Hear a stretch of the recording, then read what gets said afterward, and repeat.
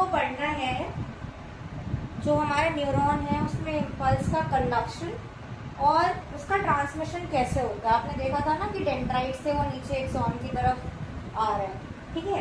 तो लेकिन उसको समझने से पहले आपको एक और चीज़ पढ़नी पड़ेगी जो कि होता है सोडियम पोटेशियम पंप, ठीक है।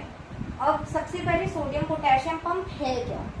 जो हमारी मेम्ब्रेन्स होती है ना सेल की, प्लाज्मा मेम्ब्रेन जो होती है, आपने इसे जो हमारा चैप्टर है सेल ऑर्गेनल्स उसमें वहाँ पे पढ़ा होगा कि हमारी मेम्ब्रेन पे ना दो तरह के प्रोटीन्स होते हैं, इंटीग्रल होते हैं और एक होते हैं एक्सट्रिंसिक प्रोटीन्स। इंटीग्रल या इंट्रिंसिक प्रोटीन्स कौन से होते हैं, जो कि मेम्ब्रेन में ना गड़े हुए होते हैं अंदर, ठीक है। वो एक तरह से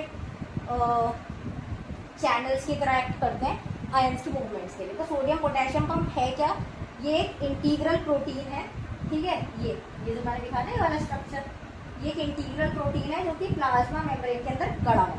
अब सोडियम पोटेशियम पंप का काम क्या है, मैंने आपको एक चीज और बताई थी कि जो हमारा न्यूरॉन होगा उसका जो मेम्ब्रेन के अंदर वाला पार्ट है, मतलब इनर मेम्ब्रेन पोटेंशियल, मेम्ब्रेन अंदर से नेगेटिव चार्ज कैरी करती है, पूरी की पूरी नेगेटिव होगी और जो बाहर होगा वो पॉजिटिव होगा। अब जो आयंस हैं वो है तो फ्री फ्लोइंग, अंदर बाहर कैसे भी आते रहते हैं। अब उस स्टेट को जो हमारी रेस्टिंग मेम्ब्रेन पोटेंशियल है कि अंदर का हिस्सा नेगेटिव रहे और बाहर का पॉजिटिव रहे, उसको मेंटेन करने के लिए सोडियम पोटेशियम पंप काम करता है to maintain the resting membrane potential. इसमें होता क्या है, दो चीजें हमें मेनली याद रखनी, अपने दिमाग में डाल लेनी है।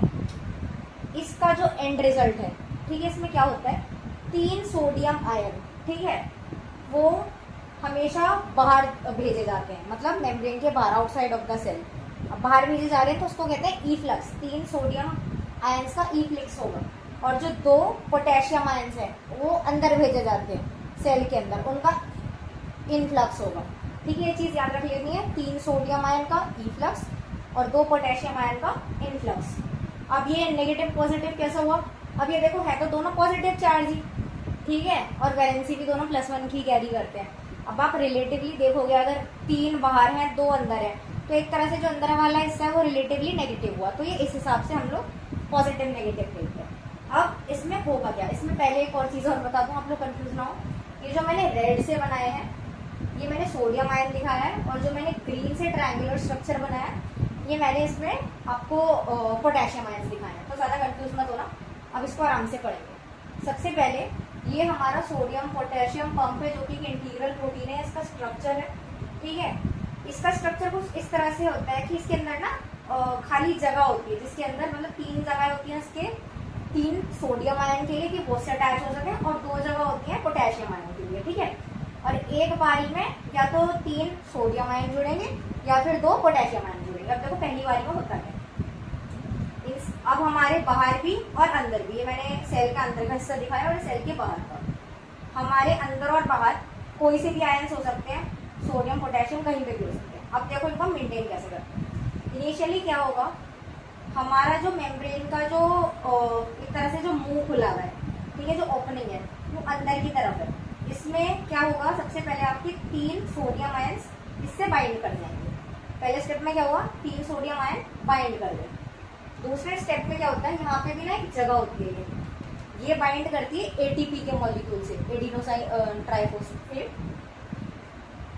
यहाँ पे क्या हुआ, दूसरे स्टेप में इसने बाइंडिंग करी एटीपी मॉलिक्यूल से। अभी तक क्या चीज हुई, 3 सोडियम आयन बाइंड करे और एक एटीपी का मॉलिक्यूल बाइंड कर लिया। अब एटीपी के मॉलिक्यूल का काम क्या था, उसको हम यूटिलाइज कैसे करेंगे। एटीपी का मॉलिक्यूल जुड़ते ही इसकी जो है ना शेप चेंज हो जाएगी। अभी तक इसका जो मुंह था वो अंदर की तरफ खुला हुआ था, ये एकदम से उल्टा हो जाएगा, इसका मुंह बाहर की तरफ खुल जाएगा, सेल की बाहर की तरफ। एटीपी के जुड़ते ही शेप चेंज, जिसकी वजह से क्या होगा, हमें काम क्या करना था, 3 सोडियम को हमें बाहर फेंकना था। गेट बाहर की तरफ खुला, तीनों के तीनों सोडियम जो आयन थे वो बाहर निकल जाएंगे, ठीक है। एटीपी का यूटिलाइजेशन होना शुरू हो गया। एटीपी अब धीरे धीरे एडीपी में कन्वर्ट होने लग जाएगी, ठीक है, वो काम होता रहेगा।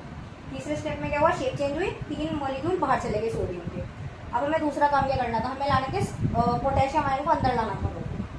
अब क्या हुआ, अब बाहर से 2 पोटेशियम आयन आके जुड़ गए, पोटेशियम वाली साइड पे जुड़ गए।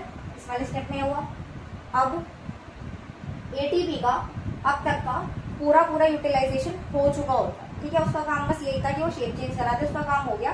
वो एडीपी में कन्वर्ट हो जाएगी और वहां से अलग हट जाती है। अब उसका जब काम हो गया तो हमारा इंटीग्रल प्रोटीन था वो भी अपनी ओरिजिनल शेप में वापस आ ही जाएगा। जब उसके पास अब एटीपी नहीं रहा तो उसका मुंह जो बाहर की तरफ फेस कर रहा था एटीपी की वजह से, तो वापस अपने नेचुरल पोजीशन में आ गया, नॉर्मल वाला, अंदर की तरफ मुंह। और अंदर की तरफ मुंह आते ही क्या हुआ, 2 पोटेशियम आयन जो बाइंड हुए थे वो अंदर चले गए। अब नेट रिजल्ट क्या आया, हमने 3 सोडियम के जो आयन्स थे वो एक बारी में बाहर फेंके। कैसे फेंके, हमने एटीपी से बाइंड करा था, एटीपी ने शेप चेंज कर दी, बाहर की तरफ मुंह करा, 3 सोडियम बाहर फेंक गए। एटीपी अपना यूटिलाइज कर रही थी, 2 पोटेशियम आयन बाइंड करे, एटीपी इतने में पूरी एडीपी में खत्म हो चुकी थी, वो अपनी नॉर्मल शेप में आया, वापस अंदर की तरफ मुंह करा और 2 पोटेशियम आयन हमारे अंदर आ गए। इस तरह से हमारा सोडियम पोटेशियम पंप काम करता, मेंटेन करता है रेस्टिंग मेम्ब्रेन पोटेंशियल को, जो कि क्या है, बाहर से रिलेटिवली पॉजिटिव होता है और अंदर से रिलेटिवली नेगेटिव।